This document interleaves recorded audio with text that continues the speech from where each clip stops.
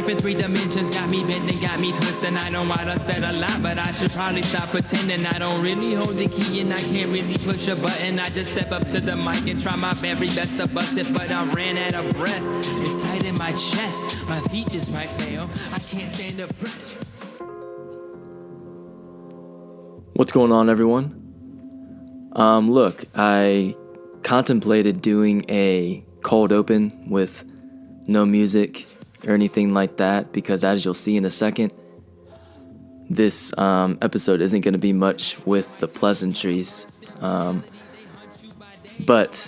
Dylan Dent's, our normal theme music, his lyrics are about the perfect way to kind of enter into what I'm going to start talking about. If you couldn't pick up on the lyrics, parts of it say, "And they hunt you by day, R.I.P. Ahmaud Arbery," young man that was gunned down in the streets in near Atlanta, Georgia, a couple years back. And then later in the song, "And they wonder why we drink, they wonder why we smoke, and they wonder why we think that everything's a joke. Surprised that we can sleep must be the thought of letting go. Now I lay me down to sleep, I'm fed up with the valley."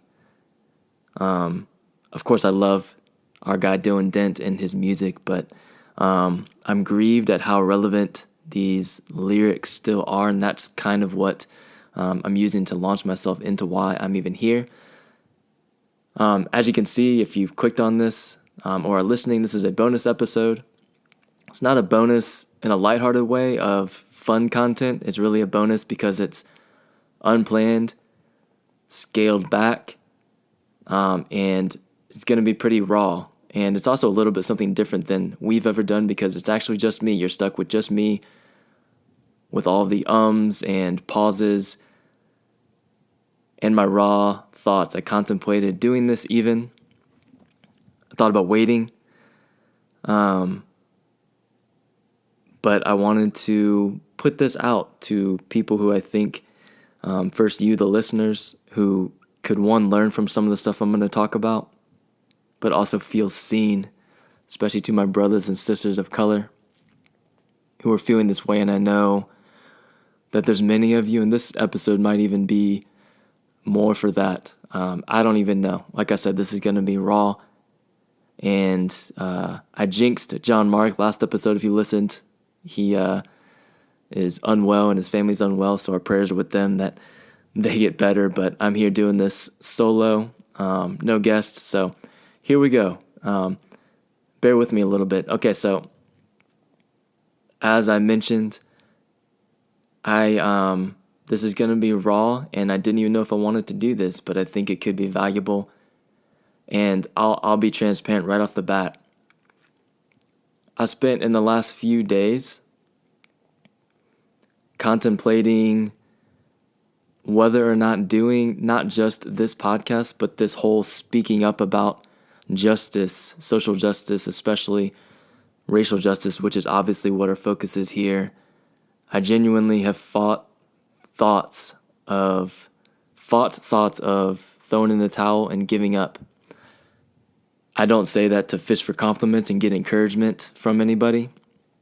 I don't say that to make it about me. I genuinely mean that I've thought those thoughts and quite literally had to have some good friends who I'm in community with, and one mentor essentially talk me into not doing just that, not giving up. What I don't mean is giving up and not as if I think that no one else can do a good job, or that everyone should give up and none of us should care about this, or that God is not in control and that there's no hope.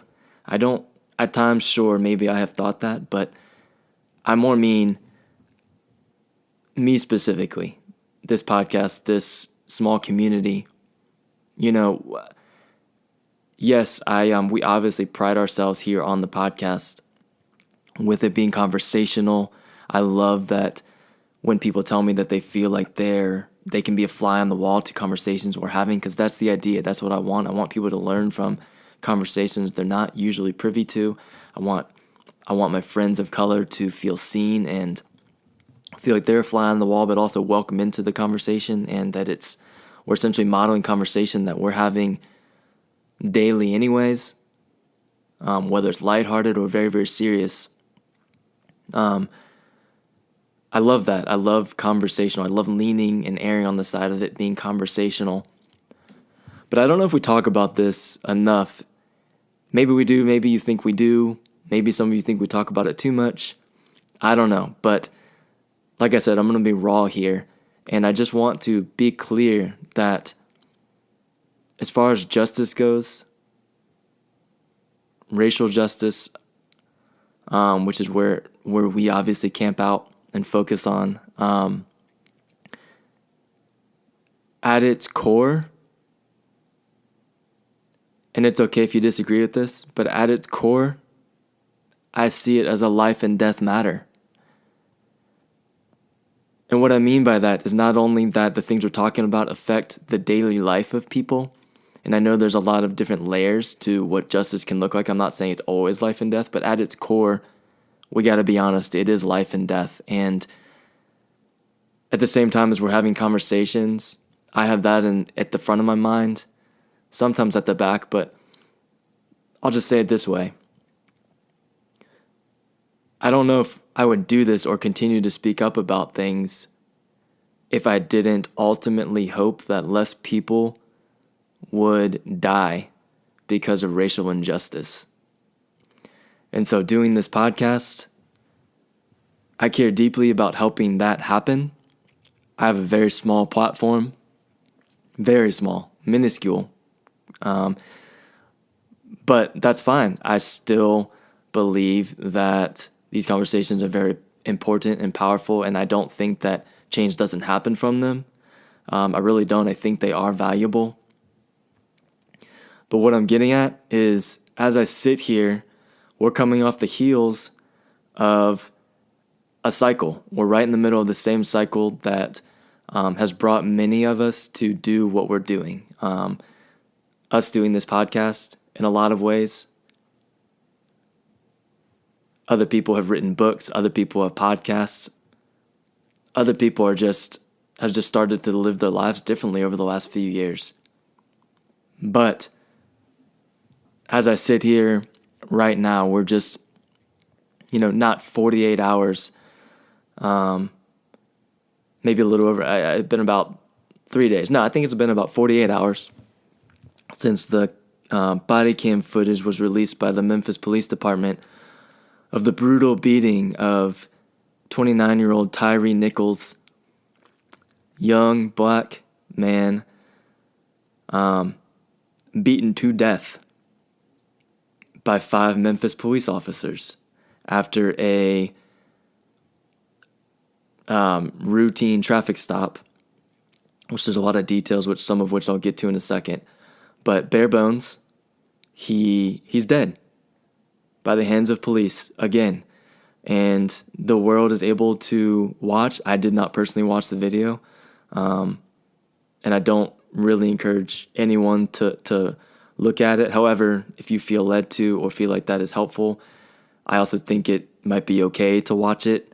I'm not about to put myself through that trauma. I've seen plenty of videos like that, but I will say the family did want it released so that people could see it.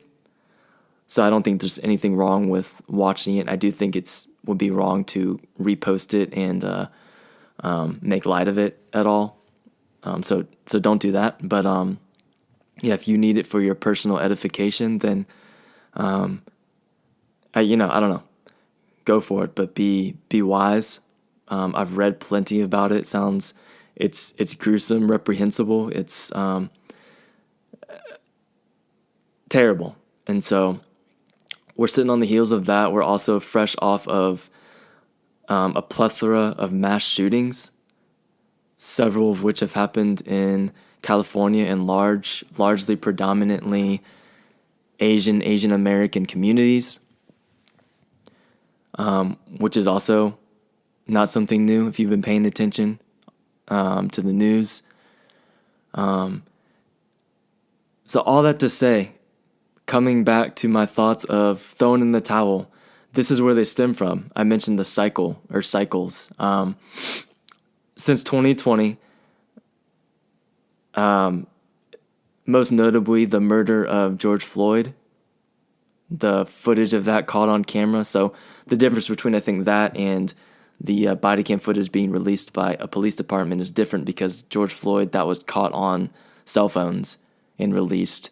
And then this was Tyre Nichols incident was released by the Memphis Police Department. But anyway, the similarities are that we're in the same part of the cycle that allegedly apparently has brought us to this moment. And I've heard and just seen too much sentiment leading up to, even before I even heard about Tyre Nichols. I've started to pick up on it over the last probably 6 months. Many of you, maybe even earlier, have done that. Of just this sense of, wow, at least, even though it was awful what happened to George Floyd in 2020, at least the silver lining is we can all move on, be better for it. We're enlightened. At least we're all enlightened now, or whatever word you want to use, informed, and we understand it. There's going to be change.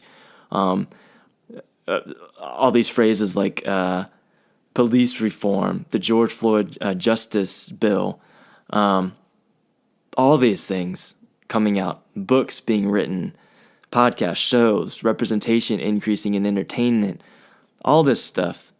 I think it's really easy to look back and think, wow, at least so much is changing, right? Then we see in Uvalde, the mass shooting at the elementary school, right? And then the increase in mass shootings. Oh, but at least there's more awareness now, and we can start down this road of gun reform, right? It's hard to, and I know I'm not alone in this, it's hard to see those sentiments when in reality nothing has changed. And I don't say that to be hard and hyperbole or looking for an argument or anything like that. I'm looking at facts. And not only have things not changed statistically, factually, but things are actually getting much worse. And I also don't say that to start having people live in fear. I want to bring that as a human being to the table and say that it's daunting, it's draining as someone that spends any amount of time. Many more people spend way more time than I do. But as someone that spends any amount of time or brain space speaking into this stuff with hope, understanding, thinking that I have a path to understanding something that I can communicate to any amount of people that will lead to change and ultimately lives being saved, lives being better, and justice being brought about. It's horrible to see statistics released this year on 2022 that show unequivocally that the police in our country have killed more people than they ever have in history in the year 2022. So here we are 2 years after George Floyd. That bill I mentioned, George Floyd, police reform justice bill, I can't remember the words for it, that's never been passed. You might have seen it in headlines, but it hasn't been passed. So police reform, all those things that we've apparently been made aware of that needed to change, hasn't happened. That is not a thing. That's not been passed. Okay? Mass shootings. I've posted about this a little bit, tiny bit on social media, but by definition, a mass shooting is, different definitions vary, but the one that's most widely used right now is any shooting that includes 4 or more people injured or killed. So that's the definition we're using when I'm about to say.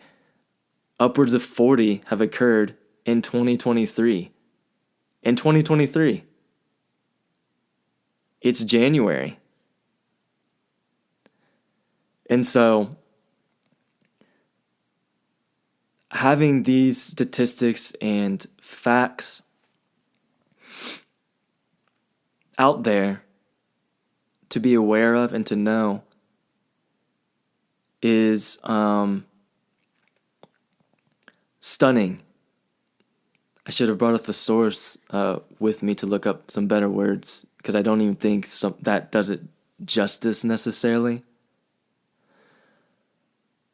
But that's where I'm honestly coming from. Sacrifice that people have made. I'm not talking about the people that were murdered, because they're not heroes. George Floyd's not a hero. I've seen people say that. He didn't he wasn't martyred, guys. He was murdered. So he wasn't a hero. I think that's important to understand when we think about people like that with these incidents. So, yeah, I'm probably going to leave these awkward pauses in here because this is my honest, fleshed out thoughts, kind of unedited. I've, said some of these things in person to some people who have asked, but this is where I'm at. It's difficult to, at times like this, feel like there's a point to having these kind of conversations if things not only don't change but keep getting worse. I think it's both. I don't think it's pointless. I do think individual heart change is happening in conversations, not just on this podcast.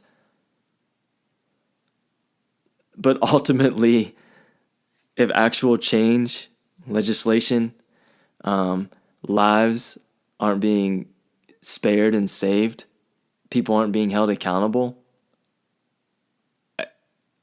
I lose a lot of motivation.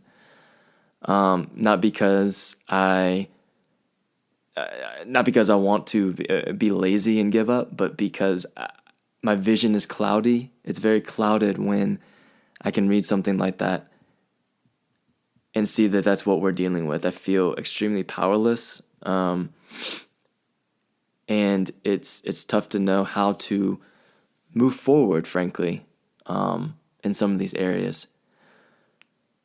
Now, since I said earlier this week, within the last few days, it's been a huge blessing to have some people give me some wisdom and charge me with continuing to keep going. But I did want to bring up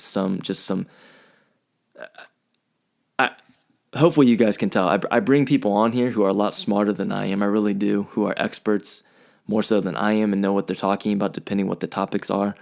So I'm much bigger with interconnectedness and trying to see the big picture, and wanting to see how everything relates to each other. And so I want anyone that will listen to me on here to understand kind of where I'm coming from and what I very much want people around me to understand. So I'll start here a little bit with the mass shootings specifically, which mass shootings specifically, statistically, please look it up, affect communities of color disproportionately. So I want more people to connect some of these dots, and some of the dots I want to see to connect for some of you are that we're in the middle. We're still in the middle of it. It's not over, but the headlines over the last year or so have been that under the umbrella of anti-Asian hate and racism, we've seen our elderly be assaulted and murdered, much of which have been in broad daylight. Hate crimes towards the Asian American community. We've seen that, and some of you might remember us discussing that on here or reading about it. Bizarre stuff, right? Our elderly being attacked and brutalized by other American citizens, right? And now fast forward to today, we're seeing there's been a handful. I do mean a handful. I think 3 of the mass shootings in the last week have the perpetrator, the shooter, have all been actually elderly Asian men. And there's a lot of nuance within that conversation to be had, but I want people to understand the connectedness. In no way am I giving a pass to the community or to the shooters specifically. Absolutely not. But like I said, we have to understand that mass shootings, they affect, and the lack of legislation, it's all interconnected. Communities of color are affected by these disproportionately. Raymond Chang on Instagram posted this, and I thought it was helpful. The Monterey Park shooter, these are, again, a handful of shootings that have happened. The Monterey Park shooter was 72-year-old Hu Can Tran, and I hope I'm not butchering the names too much. I'm sure I am, but 72-year-old elderly or older Asian man. The Laguna Woods shooter was 68-year-old David Chow. The Half Moon Bay shooter was 67-year-old Zhao Chunli. And then he follows that up by saying, something is radicalizing our elders and leading them to procure guns to enact deadly violence. So we've been very vocal about our push for gun reform here on the podcast. This is all interconnected. The access to guns, the amount of guns in our country, the romanticizing about gun use, the Second Amendment right, all of that stuff. Our culture in the United States is built on this type of sentiment. You're not going to take away my guns. Free country. My rights are more important. Guns kill people. Or people kill people. Guns don't kill people. That kind of stuff. When statistically, yes, I understand a human being pulls the trigger. But statistically, it's just not true. Statistically, look at statistics all across the world, and we'll see that actually the presence of guns is what kills people. I'm no gun expert, so that's about as far as I'm going to go. But the interconnectedness, there's an urgency at so many levels to take this stuff seriously. And that's where my mind has gone. We've deep dove into, we talked about the Laguna Woods shooting. We talked about mass shootings and the interconnectedness of all of this, the anti-Asian sentiment. It's all there. Okay, we've even been faithful to discuss how much of the aforementioned hate towards the Asian community has been at the hands of the black community. Black men attacking elderly Asian people. There's conversation there to have, and that I and people I've had on, we've faithfully gone into and had, because that is important. Accountability across the board is important to understand big picture narrative. And kind of lastly, what I wanted to talk about is the death and the brutal beating of Tyre Nichols. I'll be honest, I think probably maybe by this time you're listening, you were aware of what happened, but I'll be honest, I'm aware that many people had no idea this was even happening until people got word of the footage about ready to be released. And I don't say that to shame anybody. I really don't. I know that algorithms on Instagram and show you certain things, and just something bad is always happening. And I get that you can't keep up with everything. I certainly don't keep up with everything. But again, I'm big picture and bringing it full circle. We're living in a time that I think I knew, and a lot of people who are smarter than me knew would come, but I think maybe naively there was hope that it wouldn't. But it's here. We're right in the middle of it. And what I mean is that the cycle would continue. There'd be this great awakening, a la 2020, George Floyd. The world would stand still, post black squares, and we'd hold hands and bring about change. But even before this recent incident with Tyre Nichols, I just can't help but notice that so much more of the focus is on all the reasons why certain bills like the George Floyd police reform bill can't get passed. all the ins and outs of government and why that's not going to happen, or why gun reform isn't going to happen.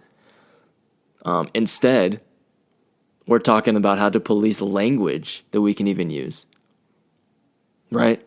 We're talking about what's making people uncomfortable, what's making our kids uncomfortable.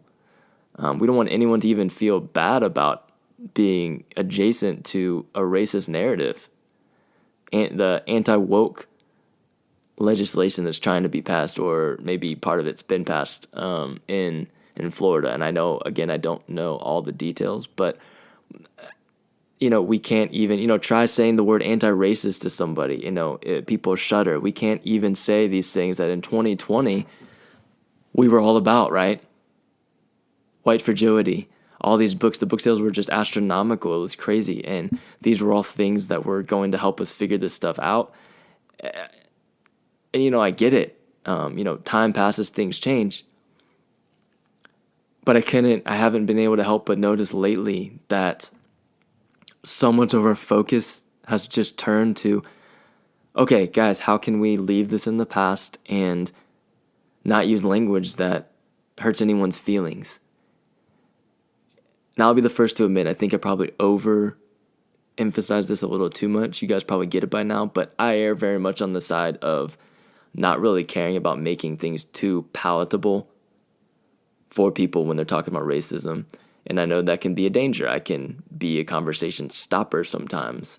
Some people would probably listen to this and think that I'm way too palatable and make it way too easy to listen to. I think, depending who's listening, I of course feel like I fall in the middle somewhere. But I'll be honest, I very much lately have erred on the side of just not really taking time to care about palatability.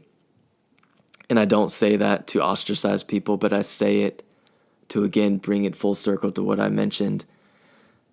I truly, at my core, believe so much of what we're doing on here, in any conversation with justice, is about life and death. And I just think there's something wrong, especially if you're somebody in power, if your focus is more on policing how, no pun intended, policing how someone talks over the overall issues. Yeah. That's where kind of my raw emotion is coming from. There's nothing more urgent than life and death. Many of you listening understand this. At a Christian faith perspective, at a human perspective or level. And I think those principles that I'm talking about right here fall under those umbrellas. We just have to be willing to apply them in those places where maybe we think that they maybe don't apply. I'll kind of wrap up with this. I think these conversations are very simplistic in some way, and I think we need to understand that, meaning there's right and there's wrong. And I think that first and foremost is what we need to understand. But I'm not saying that there's not nuance to some of the stuff that is secondary to moving the needle. I know there's a lot of talk out there about, and questions about, the 5 police officers that murdered Tyre Nichols were all 5 black officers, young black officers. And there's people out there saying, well, this isn't a race problem because they were black. And to be frank, that just comes from a deep misunderstanding of policing and what the uniform and the badge have historically meant. I'm not saying all cops are bad. Okay, I'm not saying all cops are bad by any means. I actually think there's maybe even some entire police systems that are good. I don't know that. Again, I'm not an expert. But we have to understand basic things about policing, the history of policing. The oldest policing, not academies, policing, I can't think of the word. The earliest policing institutions, I guess that's the word, that were created were, and I've posted about this before, but I'll keep saying it until I think it is heard. But the earliest policing systems were created to corral slaves, and then were kept going to retrieve, even after emancipation, retrieve runaway slaves. So, from the very beginning, this is what people mean when they say the system isn't broken. It's operating just how it was built. It was built to run. It was built this way, right? It was literally built this way. It's not broken. It's responsible for a lot of brokenness and broken people and dead people and people being killed by the hands of the police. But it was built this way from the beginning. I think we need to be okay to say that without feeling like being up in arms that we're hating on police, because that's not it. That's not my motivation. I don't want people to think that's my motivation. But I'm okay people feeling, if you feel like I'm angry, feeling the anger in a sense of stuff has got to change. Okay, that's what people mean when we've brought up defunding the police. That's not saying, okay, there's some people sure that believe this, but overall the overwhelming sentiment where that comes from is a perspective on what it would look like to re-allot governmental budgets, because the amount of money that police facilities, policing institutions get compared to many other things that people believe, like mental health, would solve a lot of these issues, are the ones that are hurting to make ends meet, while police just keep getting more and more and more and more money. Or when something happens like a Tyre Nichols incident or George Floyd, people are saying, oh, we just need better training. Let's give more money. It's not it. It's the type of training.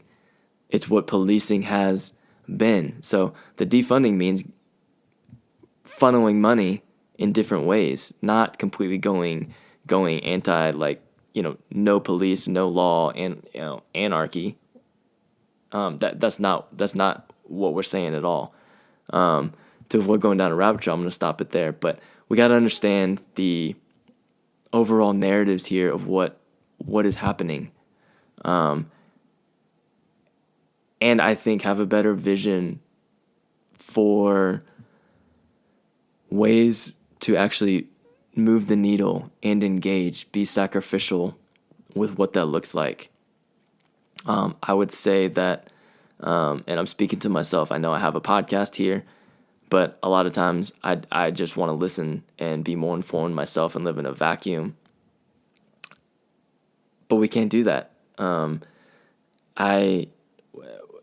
We can't do that. It's going to take, dare I say, activism. Okay, it's going to take calculated planning. Maybe it's voting. Maybe it's getting in another conversation, using a friend or a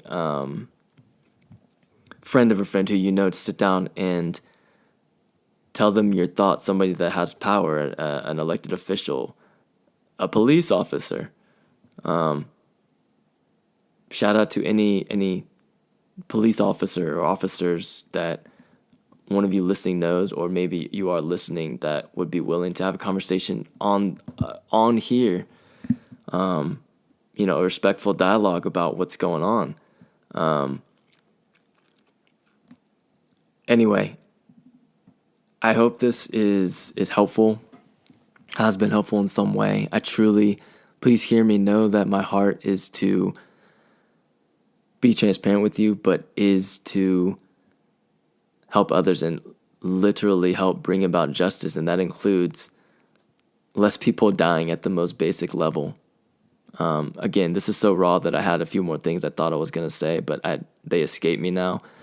But rest assured, like I said, I'm doing this kind of impromptu, but later this week, going to do a follow-up with John Mark will be back. Hopefully he's healed up and we're bringing back Alethea to come in and give us some thoughts. I appreciate everyone listening as always, and I really do end with just saying, go to the Lord if you're somebody, Christian praying type, which I know a lot of you are on here. Go to the Lord and pray, but actively pray and ask him how he would have you be a part of helping move the needle with some of this stuff. Would he show you where it is that you could be used, where your strengths could be used, maybe even your weaknesses could be used to help lead and even just participate in how to make change with these topics that we're talking about.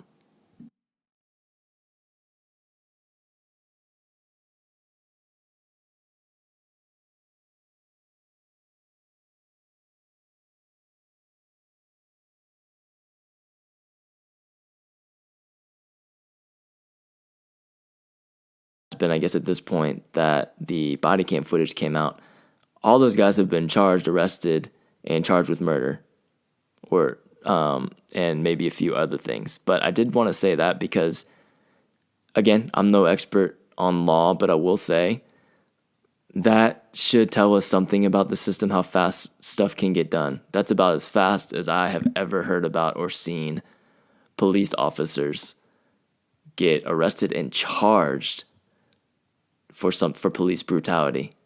Think about that. Think about how many hoops it seems like have to be jumped through before something like that is brought about.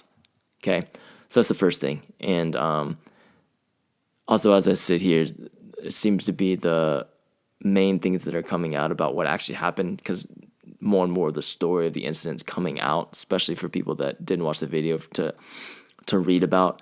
It seems like, at first the police, those 5 police officers or the department in Memphis did say that Tyre Nichols was pulled over for apparent reckless driving. But now as they're going back, even I believe the police chief herself is even saying there's not actually at this point any evidence that was even true. So to sum it up, it's more and more sounding like he was pulled over for no reason, that they were actually lying about why they even pulled him over. So that's also a common thing, I'll just be honest, with when the truth comes out, that happens a lot in these kind of cases, is that they shouldn't have even been pulled over in the first place. He was unarmed, okay? He was unarmed, as is also often the case, which is a whole other interconnected but separate conversation. So lots of conversations here, and I really will end with this, and this is one of the most gut-wrenching parts, and is, again, part of the cycle, and I see this sentiment going around already again, and it's very powerful. But let's also not become desensitized again. And what I'm talking about is, I think, I don't know if you can hear it or you can see it, but Tyre Nichols is, as he's getting, beaten, and I'm sorry for those of you that are have weak stomachs and are hearing me say that a lot, as he's being assaulted and beaten, he's calling out for his mother, because he's a couple blocks away from his mom's house, which he was on his way to. He's calling out for his mother, and I see that, there's always a threshold, and I feel like people are entering in on that part alone sometimes. Even right now, saying, we need to care. He was calling for his mother. As a mother, we need to empathize and understand that this was just, a young man, and that is the part that people can get on board with. That's how horrible and human it is. And I get that. And again, I'm telling you guys, I'm being honest. I know I'm cynical a little bit sometimes and err on the side of not really caring about palatability. But some of you might forget, maybe some of you didn't notice or didn't know. But how these incidents keep happening are part of the cycle. George Floyd, as Derek Chauvin was on his neck, choking him out, he was calling out for his mother. We forget that. He was calling out for his mother. Okay. Eric Garner I don't think was calling out for his mother, but was saying, I can't breathe. So this just keeps happening. Tyre Nichols was saying, just questioning, what did I do? What did I do? Now we're seeing he genuinely had no idea what he had done. There's something about the training, the audacity of police over and over. They're not all bad, but there's enough that are trained in this way of thinking, regardless of race, as we're seeing. It is a race issue. The audacity to even be aware of something like what happened to George Floyd, even if you are adamantly against it and pro police, you could think that George Floyd got exactly what he deserved, but to even think that and then have the audacity to do something similar, I just can't. There's something sick going on that this keeps going as awareness is increasing. Awareness is increasing and more people, and it's happening more. That's an evil narrative. That's an evil narrative, right? It's happening more in the same ways. Okay, that's all I got for now. I'm sitting on another episode that I plan to have put out this week as well. It's a little more lighthearted. Really fantastic conversation I had last week with an old friend.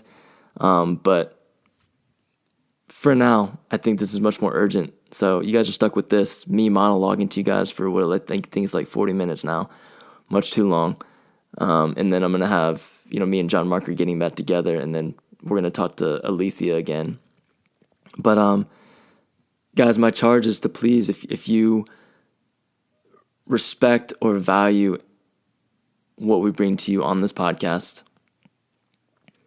or value conversations like it that you've had or are having outside this podcast or listening to,